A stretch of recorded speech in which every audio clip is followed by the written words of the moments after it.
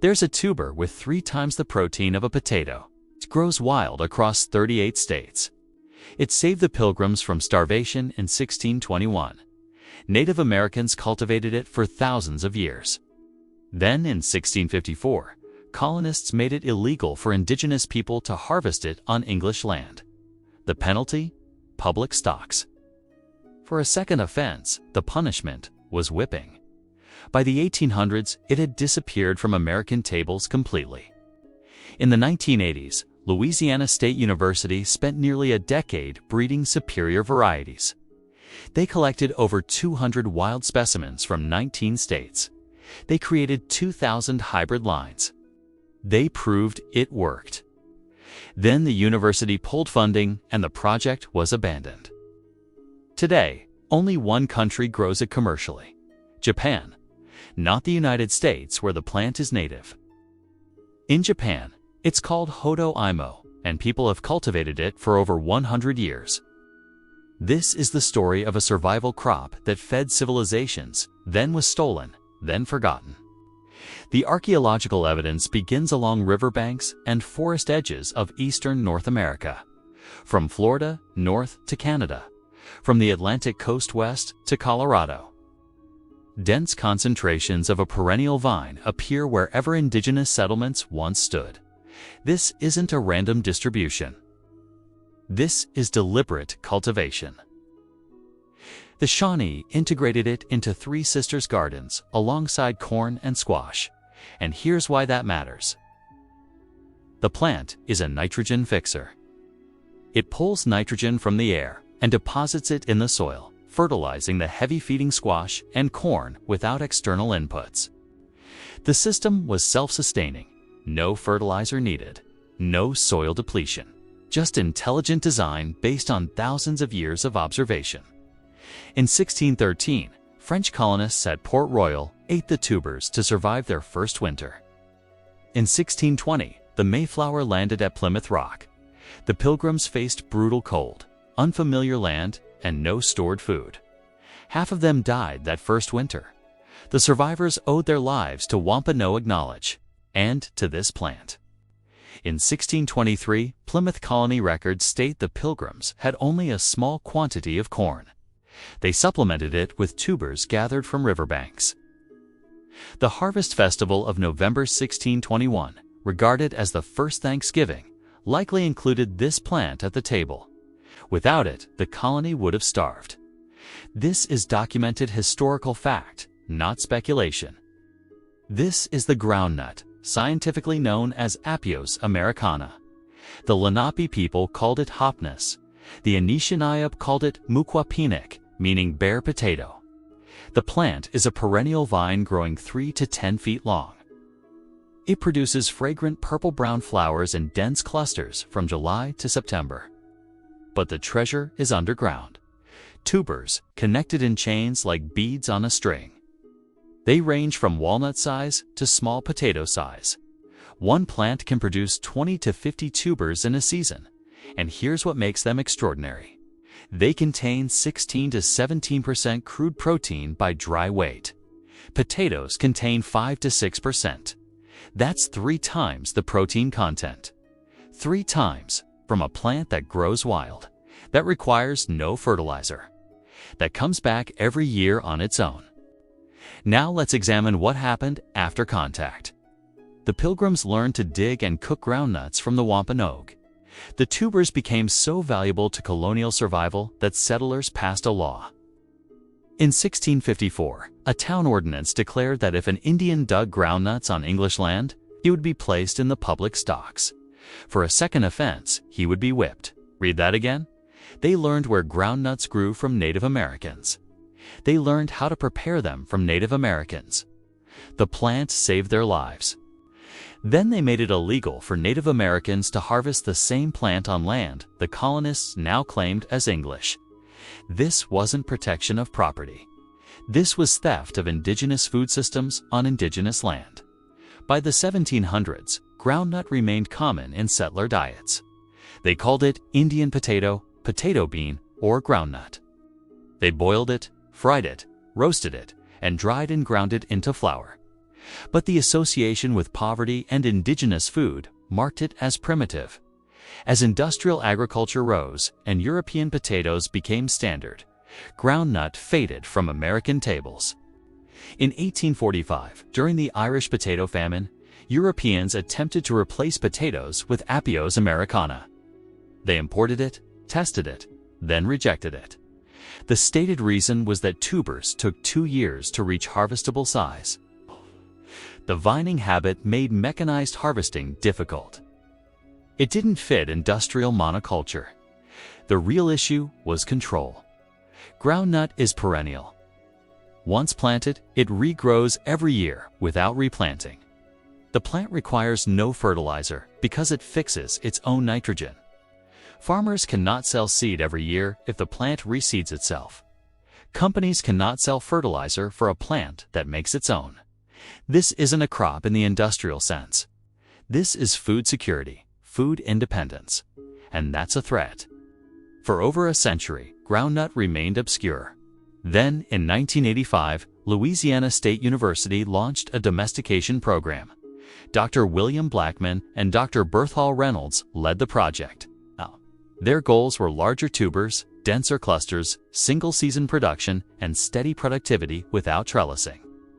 By 1988, they had collected wild seeds and tubers from 210 plants across 19 states. They created over 2,200 hybrid lines. 53 genotypes were saved for further analysis. They tested lines across 3 locations. Several genotypes produced up to 3.3 pounds of tubers per plant. The cultivar LA85034 emerged as particularly promising. The breeding program continued until the mid-1990s. Then funding was pulled. Dr. Blackman retired. The project ended. The superior varieties were never officially released. Some individuals took specimens with them. A few cultivars survived, but the program was ultimately abandoned. This pattern is not unique. University breeding programs for underutilized native crops are routinely defunded. Sunchoke, pawpaw, persimmon. These plants don't fit commodity agriculture models. They're perennials. They require minimal inputs. There's no proprietary seed to sell, no fertilizer dependency, no patentable traits, so the research gets abandoned. Meanwhile, billions flow to GMO corn and soy research, 2 crops that require purchased seeds every year. 2 systems that create dependency. Today, the largest germplasm collection of Apios, americana cultivars, is held at Iowa State University under Dr. Stephen Cannon. Research continues. But commercial production in the United States does not exist. The only country that grows groundnut commercially is Japan. In Japan, groundnut is called Hodo Imo, or Apios. The Japanese were already familiar with a native relative, occasionally eaten as emergency food. American groundnut was introduced during the Meiji era. From 1868 to 1912, the Japanese recognized its potential. They domesticated it. They integrated it into agricultural systems. Today, it's valued as a starchy delicacy. Small commercial farms grow it. Grocery stores sell it. Restaurants serve it. There's even a Japanese legend in Aomori Prefecture. A mother hands her daughter small tubers on her wedding day. She whispers that the daughter should plant them near the garden fence. The tubers will provide nutritious food when she's pregnant and too tired to cultivate the rest of the garden. In North America, where groundnut is native, it remains virtually unknown. It's not sold in grocery stores. It's not taught in schools. Meanwhile, Japan has turned it into a commercial success. Now, let's examine what's inside these tubers. This is where the suppression becomes deliberate. Groundnut tubers contain approximately 16 to 17% crude protein by dry weight. Potatoes contain 5 to 6% protein. That's 3 times the protein content. The beans contain 25 to 30% crude protein, comparable to soybeans. The tubers are also an excellent source of calcium and iron. Recent research revealed something extraordinary. Groundnut tubers contain high levels of isoflavones. notably genistein. These compounds are linked to decreased incidence of prostate cancer, breast cancer, and colon cancer. Studies on hypertensive rats showed a 10% decrease in blood pressure when 5% of their diet consisted of groundnut tubers. Research on diabetic mice showed that consumption of groundnut flours lowered blood glucose levels. This isn't just food. This is functional nutrition with documented health benefits. Plants for a Future, a British organization that educates the public on edible and medicinal plants, ranks Apios americana as the 4th most important plant in their database of 7,000 species. 4th out of 7,000. Yet in the United States, it's classified as a weed. Cranberry farmers in the Pacific Northwest spray it with herbicides. The University of Maine Agriculture Bulletin offers this solution. One way to remove the tubers would be to eat them, just as Native Americans and the Pilgrims were accustomed to doing. Think about that. The plant that saved colonists from starvation is now poisoned as a nuisance. Henry David Thoreau wrote in Walden that with a little salt, a hungry man could make a very palatable meal on them. He was describing groundnut tubers. Thoreau recognized them as a native staple. But even in his time, 1854, groundnuts were fading from cultural memory. By the 20th century, they were forgotten entirely by mainstream America. The taste is sweet and nutty, similar to sweet potato, but with a finer texture. Tubers can be boiled, fried, baked, roasted, steamed, or mashed. They can be dried and ground into flour. They store for several months under cool, dry conditions. The beans can be cooked like peas. The flowers are edible. There are considerations. A small percentage of people, estimated at 9 to 25%, experience gastrointestinal distress when eating groundnuts. The tubers contain protease inhibitors when raw, and these are toxic. Cooking denatures them. Groundnuts must never be eaten raw. Start with small portions the first time. People allergic to latex should avoid groundnuts due to cross-reactivity. But for those who tolerate them, groundnuts offer exceptional nutrition. The groundnut is hardy in zones 3 through 10, covering most of the continental United States. It grows in full sun or partial shade. It prefers moist soil, but adapts to many conditions. It's drought-tolerant once established. It requires no fertilizer because it fixes its own nitrogen. Modern Americans don't grow them not because they're difficult, but because they don't fit industrial models.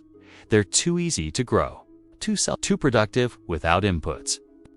Colonists learned this system and used it to survive. Then they criminalized the people who taught them. They stole the land where groundnuts grew. They passed laws making it illegal for Native Americans to harvest food on their own ancestral territories. Then they forgot the plant entirely and replaced it with crops that required purchased seed every year. This wasn't accidental, to a systematic erasure of self-sufficiency. Food independence is a threat to economic control. People can grow perennial high-protein food that reseeds itself and requires no fertilizer. They don't need to purchase food from corporations. They don't need the system. The knowledge still exists. Small seed companies sell tubers from Louisiana State University breeding lines. Permaculture growers cultivate it. The experimental farm network preserves cultivars. Folks like Nat Bradford, who saved the Bradford watermelon, have been selecting groundnut for 15 years. But this is grassroots preservation, not institutional support. If groundnut were adopted widely, the implications would be profound. A perennial nitrogen-fixing legume with 3 times the protein of potatoes, tolerant of zones 3 through 10, productive in partial shade, requiring no fertilizer, regrowing every year. This is food sovereignty. The narrative that groundnut is too difficult to harvest, too slow to mature, too vining to manage is propaganda. These are features, not flaws. The vining habit allows it to utilize vertical space. The spreading rhizomes mean one planting creates an ever-expanding food source. The Japanese have been growing it commercially for a century. They harvest it, they sell it, they eat it. The difficulty isn't botanical. The difficulty is ideological. Groundnut doesn't fit commodity models. It cannot be controlled. It cannot be patented. It simply feeds people, and that's not profitable enough. But the plant persists. It grows along riverbanks from Canada to Florida. It climbs fences in suburban backyards. Anywhere there's moisture and sun, groundnut will grow. It survived colonial theft, survived a century of neglect. It survived herbicide campaigns, still here, waiting to be remembered. The law of 1654 is still visible in our food system, not as written law, but as inherited structure. The criminalization of indigenous food sovereignty continues in agricultural subsidies for corn and soybeans, but not for native perennials. In the defunding of university research on groundnut, while endless funding flows to GMO crops. In the classification of groundnut as a weed instead of food. But that structure is failing. Topsoil is depleting. Fertilizer costs are rising. Climate chaos is accelerating. Industrial monocultures are collapsing. And in the cracks, perennials are returning. Groundnut is climbing fences, fixing nitrogen, feeding people who plant it. The system cannot suppress what it cannot control. And it cannot control a plant that grows itself. Louisiana State University proved groundnut could be domesticated. They created superior varieties. They showed it works for modern production. Then they killed the project. Japan took an American native plant and built an industry. They valued what America abandoned. They succeeded where America gave up. And in America, where this plant saved the pilgrims, where it sustained indigenous peoples for thousands of years. Where it grows wild in 38 states, it's sprayed with poison and called a weed. A plant ranked 4th out of 7,000 for importance, with 3 times the protein of potatoes. That fixes its own nitrogen. That regrows every year. That requires nothing and gives everything. Classified as a nuisance, because it works too well without generating profit. Because it enables food independence. Because it threatens a system built on dependency. But you know now. You know what groundnut is. You know it saved lives. You know it was stolen, criminalized, and systematically erased.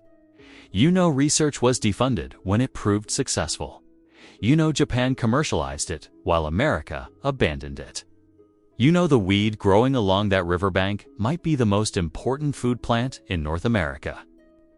The knowledge isn't lost. It's growing wild, waiting to be recognized, waiting for people to remember what their ancestors knew, that food security doesn't come from corporations. It comes from perennials that ask nothing and give everything. If this story made you question what else we've been told is primitive or difficult or not worth growing, share this video. More people need to know what was stolen and why.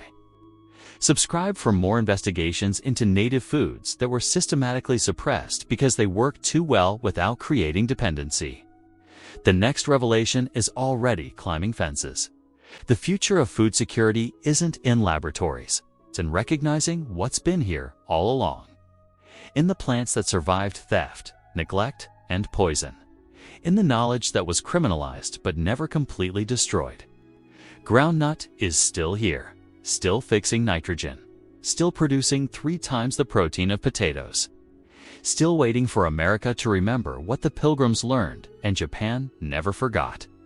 The most important native food in North America. Saved colonists, fed civilizations, then was made illegal to harvest. Now it's time to reclaim it.